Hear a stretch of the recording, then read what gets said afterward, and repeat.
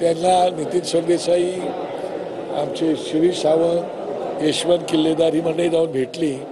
त्यांना सांगितले की आता आम्ही अनाऊन्स केलेली जागा केलेली आहे, आता आम्हाला बदलता येणार नाही, त्यातून काहीतरी मार्ग काढतील.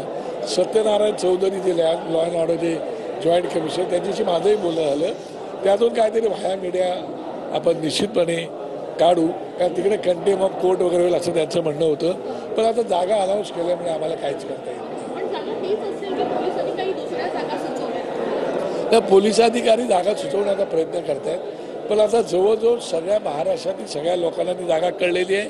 किंबहुना बऱ्याचशा लोकांशी बोलणं झाल्याप्रमाणे सगळ्याच सर्वपक्षीय आहेत, साहित्यिक आहेत, खेळाडू आहेत, पालक आहेत, विद्यार्थी आहेत, या सगळ्यांना ती जागा माहिती झालेली आहे, सांगितलेली आहे, अनाऊन्स केलेली आहे. साहेबांनी परिपत्र त्याचं अनाऊन्समेंट केलेली आहे. आता पवार साहेब बोललेले आहेत, उद्धव साहेब बोललेले आहेत, आणखीन अजितदादा बोललेले आहेत, सगळेच सिनियर लोक बोललेले आहेत.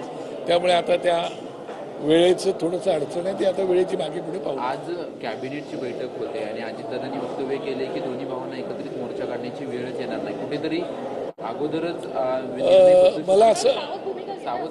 मला असं वाटते की माझी अपेक्षा आहे की हा जो मोर्चा आहे तो राजकारणाच्या पलीकडे जाऊन आपला अस्तित्वाचा मोर्चा आहे.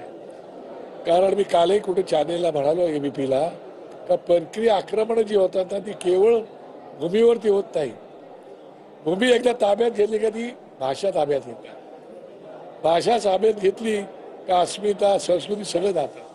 आणि त्यामुळे मंत्रिमंडळाने सुद्धा विचार करायला पाहिजे की मातृभूमी आपली आहे तशी मातृभाषाही आपली आहे.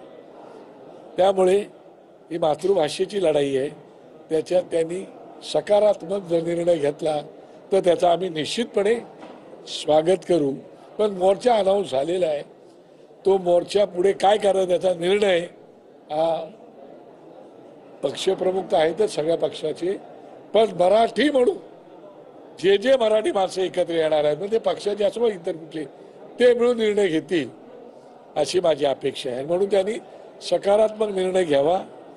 तो मोर्चा उद्या आपण त्याचं विजयात रूपांतर तुमच्याच हस्ते करू असं मी त्यांना सांगू इच्छितो.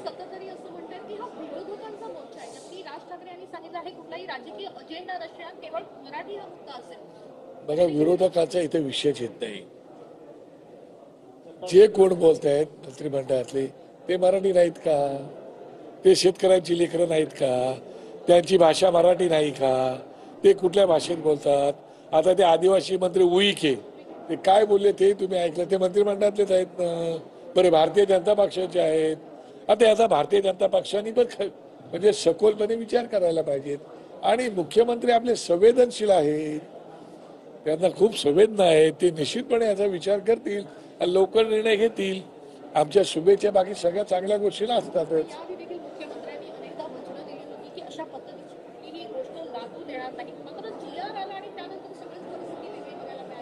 मला असं वाटतं की त्यांनी याच्यावरती विचार करावा. जर तुम्हीच बोलले होते मी सगळ्यांना सोबत घेऊन काम करणार, सर्वांना विश्वासात घेऊन करणार, काय कुठलीही गोष्टीची सक्ती करणार नाही, मग आता निर्णय घेणं तुमच्या हातात आहे.